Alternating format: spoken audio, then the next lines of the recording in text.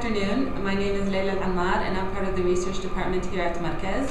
Today I'm going to be speaking about the GCC aviation industry in terms of the growth in passenger traffic over the last few years, in addition to the trends that we've been seeing in the sector, as well as an outlook for the next coming 5 years for the GCC aviation industry. Now, the governments in the Middle East have successfully set up a global aviation hub model, which basically acts as a transit point for passengers on their way to their final destination. Passenger traffic across the GCC has grown at a compounded annual rate of about 10% between 2002 and 2010, and that is significantly higher than the world growth rate, which has been just between 1% and 3%. Of course, this explosive growth in passenger traffic has necessitated large-scale expansion of GCC airports in order to cope with that demand. And the UAE by far has been the most aggressive in terms of expansion and consequently has been rapidly climbing up in international rankings. Serving 48 million passengers in 2010 has made Dubai the world's 5th largest airport, although Abu Dhabi and Qatar are also aiming to attain a regional aviation hub status. The GCC aviation industry has been abuzz over the last several years due to the rapid growth seen in their local airlines, and with massive support from their home economies and governments, these airlines have quickly become global players and have contributed significantly to the local growth in their markets. The high growth is also being aided by other factors such as increasing aircraft orders, tourism, high government spending, low-cost carriers, deregulation, and so on. And these massive expansion programs have been initiated both at the airport infrastructure level in addition to fleet expansion. In terms of where we stand now, there are about 37 main civil airports in the GCC, and 30 of those are in Saudi Arabia and the UAE alone. Saudi Arabia, due to its size, has 4 international airports and 22 domestic ones, although the international airports account for about 85% of passenger traffic in the kingdom. The challenges that are faced by airports is that they are heavily dependent on the airlines that they serve. Passengers do not choose airports, they choose destinations. However, this apparent weakness is attenuated in the GCC since the major regional airlines are mostly transits who carry the so-called Sixth Freedom passengers, which means that they transit through the airport and change aircraft, though not necessarily the airline, at the hub before carrying on to their final destination. And therefore, the services, conveniences, and efficient processes at these airports become a very important factor for the passenger in choosing their airline. As mentioned before, passenger traffic in the GCC has increased at a compounded rate of about 10% since 2002. And this has been mainly driven by Dubai, which has overtaken Saudi Arabia despite the financial crisis, thus proving that the business model of travel through Dubai has been both very successful and very resilient. Passenger traffic is expected to continue to grow at about 9.5% to 10% through 2015, culminating in about 245 million passengers by that year. And the UAE should see the largest amount of growth in that area, serving about 110 million passengers by 2015 versus the current 64 million. In terms of cargo volume in Dubai is now in a league of its own, and Dubai handled double the cargo of any other GCC market in 2002.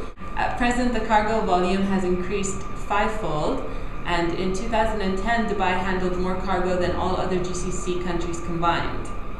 In terms of growth drivers for the industry going forward, one of the main growth drivers in the aviation field has been the central location. The Middle East is located at an ideal transit point, which easily moves traffic from North America, Europe, to Asia, to Africa and the Far East, and Australia, and vice versa.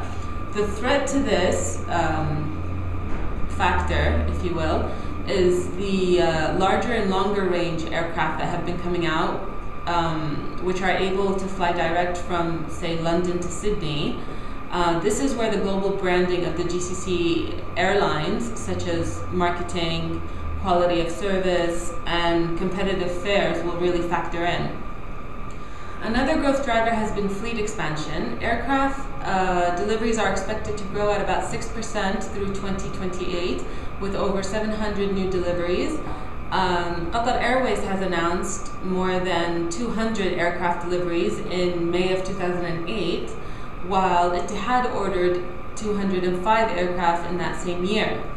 As of July 2010, Emirates Airlines put in an order for 30 B777s, and as of May of last year, the airlines had 15 A380 jumbo jets in operation. Apart from Emirates Airlines, which has been making profits for several years now, Qatar Airways and Etihad Airways are also expected to generate a profit in 2011 or 2012. Expatriates are another important growth driver for the region. In the GCC, expatriates make up more than a third of the local population, and in countries such as Kuwait and the UAE, it's a much higher rate at about 80 and 70%, respectively. Apart from professionals, there's a massive population of guest workers who are essentially blue-collar workers. The latest trend is the number of low-cost airlines being established, and these workers are their ideal market. In early 2011, Etihad chose a different cost strategy, and it started an all-economy class flight to cater to these price-sensitive travelers, although it does not use separate aircraft. Speaking of low-cost carriers, these are also another important growth driver for the GCC aviation industry. Players like Sharjah's Air Arabia and Kuwait's Jazeera Airways have started flying in the GCC, and Air Arabia in particular has been very profitable as it adheres strictly to a low-cost model. Despite its positioning, Jazeera Airways does not strictly follow the low-cost model, as it has adopted some of the complexity of legacy carriers, such as business class tickets, selling through agents, generous baggage allowance, and so on. In the future, as LCCs become more popular, they may also ask for no-frills airports or terminals, which would follow a different pricing structure and adhere to the European strategies such as self-in check-in and such. However, the story is not just one of global aspiration, but also of satisfying local demand. In terms of capacity utilization in GCC airports, which is basically defined as passenger over capacity, the GCC currently stands at about 115%, and Bahrain is the most severe case of undercapacity, moving over double its capacity in 2010.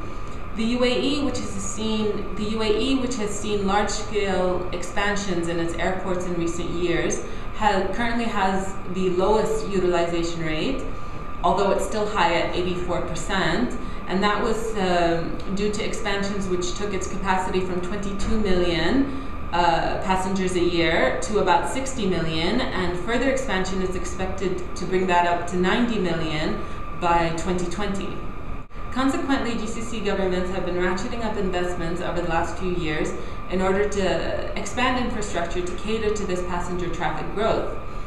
The value of these investments are currently in the neighborhood of about 100 billion US dollars through 2015, and the majority of that, just under $70 billion, comes from the UAE, and the bulk of that is in relation to Dubai's Al Maktoum International Airport, which is expected to cost upwards of $50 billion and should be completed by 2020.